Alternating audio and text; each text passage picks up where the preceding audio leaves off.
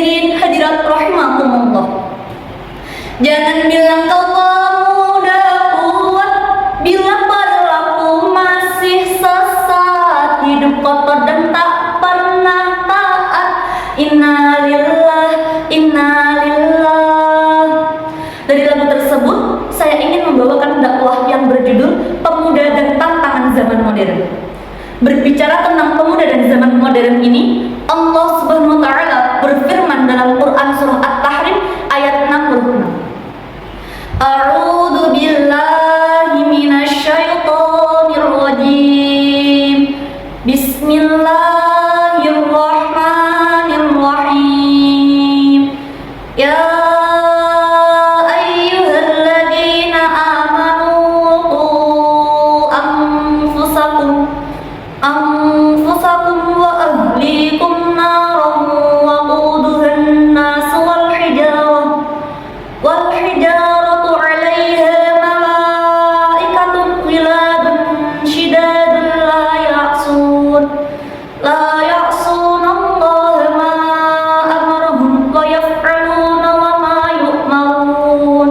Allah, yang artinya, hai orang-orang yang beriman, peliharalah dirimu dan keluargamu dari api neraka yang bahan bakarnya adalah manusia dan batu, yang penjaganya adalah malaikat-malaikat yang kasar, yang keras, yang tidak pernah mendurhakai perintah Allah dan senantiasa melakukan perintah. Ayat tersebut bisa diartikan sebagai pijakan bagi generasi muda bahwa setiap jiwa, khususnya pemuda, harus memiliki kewajiban tidak sekedar menjaga diri sendiri. Pemuda juga dituntut untuk menjaga dan mendorong dinamika perubahan yang ada di masa mendatang agar sejalan dengan nilai-nilai agama. Pemuda semacam kita harus bisa mengontrol dan menekan hawa nafsu duniawi yang menjerumuskan kita kepada kemunkar. Sahabatku, kita ini siapa? Kita adalah remaja, kita adalah pemuda. Masa remaja adalah masa di mana kita dihadapkan dengan berbagai macam masalah dan tantangan, terutama pada era milenial seperti sekarang ini. Era menjamurnya berbagai komunikasi dan informasi yang mana memberikan dampak positif di satu sisi, tetapi di sisi lain justru memberikan dampak negatif. Maraknya fitur yang menyenangkan seperti Facebook, Instagram, Twitter, dan lain-lain menjadikan pemuda lebih memilih menjadi aktivis media sosial daripada mau berteman di dunia nyata. Kita lihat saja pemuda zaman sekarang pada mabuk-mabukan, terlena dengan permainan gaplek dan remi, bahkan sampai dengan tawuran. Akibatnya, pemuda zaman sekarang hidup bebas, beringas, ganas, bahkan lebih ganas daripada binatang buas. Astagfirullahaladzim. Sulitnya menjadi remaja yang hidup di zaman sekarang ini. Ketika rajin sholat ke masjid, maka dianggap orang cuma punya utang melilit. Rajin datang ke pengajian, dianggap orang cuma mau pamer berlian. Ada ulama lewat mau salim, dibilangnya soalim. Berpakaian rapi, pakai sorban, pakai gamis, justru malah dianggap teroris. Sehingga pemuda zaman sekarang lebih menang gengsinya daripada mau mengikuti syariat agama. Allah Subhanahu wa taala berfirman dalam Quran surah Al-Anfal ayat 24. Bismillahirrahmanirrahim.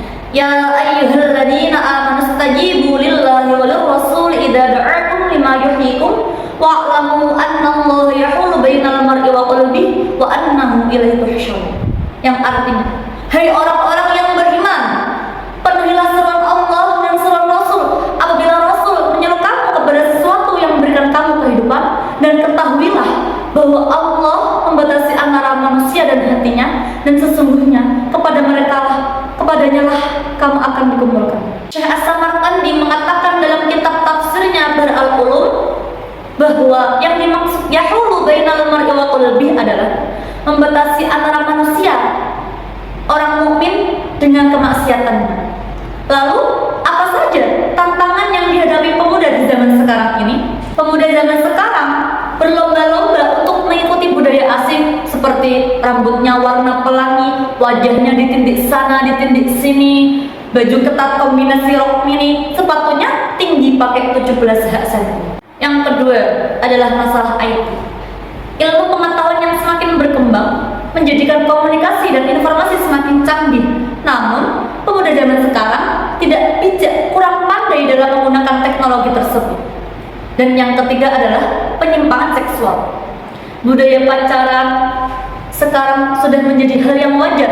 Kedekatan antara laki-laki dan perempuan tanpa batas dianggap dengan alasan teman biasa, padahal nantinya berujung saling cinta. Kalau sudah cinta, apapun diberikan yang penting si dia bahagia. Hingga merajalelanya seks bebas, perkawinan sebelum pernikahan. Kalau sudah begitu, yang tersisa hanyalah penyesalan. Dalam menemukan remaja dan pemuda yang sejati di tengah hiruk pikuk kemaksiatan, maka kita harus menemukan metode yang efektif untuk mengarunginya. Metode yang pertama, mendekatkan para remaja dengan ilmu agama. Penguasaan ilmu agama yang kuat adalah kunci untuk membentuk karakter dan moral remaja. Memahami nilai-nilai agama, ajaran etika, dan akhlak yang baik adalah langkah awal untuk mengatasi kelangkaan remaja. Yang kedua, peran orang tua dalam komunikasi terbuka. Bapak, Ibu, niki sampun zaman nopo? Niki sampun zaman modern. Ini sudah zaman modern. Ini sudah zaman now, Ibu Bapak. Jadi, janganlah panjenengan niku menjadi orang tua yang konvensional. Jangan menjadi orang tua yang kolot. Jadilah orang tua yang mau bersahabat dengan anak remaja. Hal ini bisa dilakukan oleh ayah bunda dengan mendengarkan keluh kesah mereka, kekhawatiran mereka, masalah mereka, perasaan mereka. Dengan begitu, ibu bapak mendapatkan kesempatan untuk memberikan nasihat dan pembimbingan kepada mereka. Jadi, dalam mendidik anak itu ada tahap-tahapannya, ibu bapak.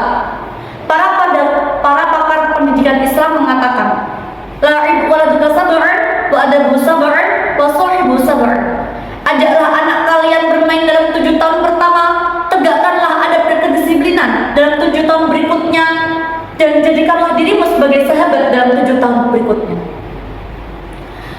Pada usia rentang, pada tahap remaja di usia rentang 15 sampai 7. Pada tahap remaja di usia rentang 15 sampai 21 tahun, orang tua harus bisa menjadikan remaja sebagai sahabat. Hargai pendapatnya, jangan terlalu dominan untuk mengatur dan memilih sekolah, pakaian, pasangan untuk dinikahinya. Berikan wawasan agar tepat dalam memilih hal yang disukai.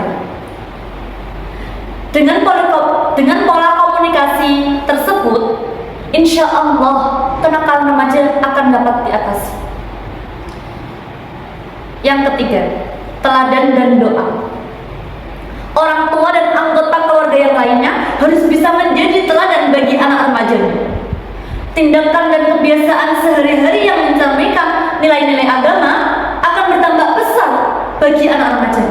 Selain itu, doa yang tulus adalah alat yang sangat kuat untuk mengatasi kenakalan remaja.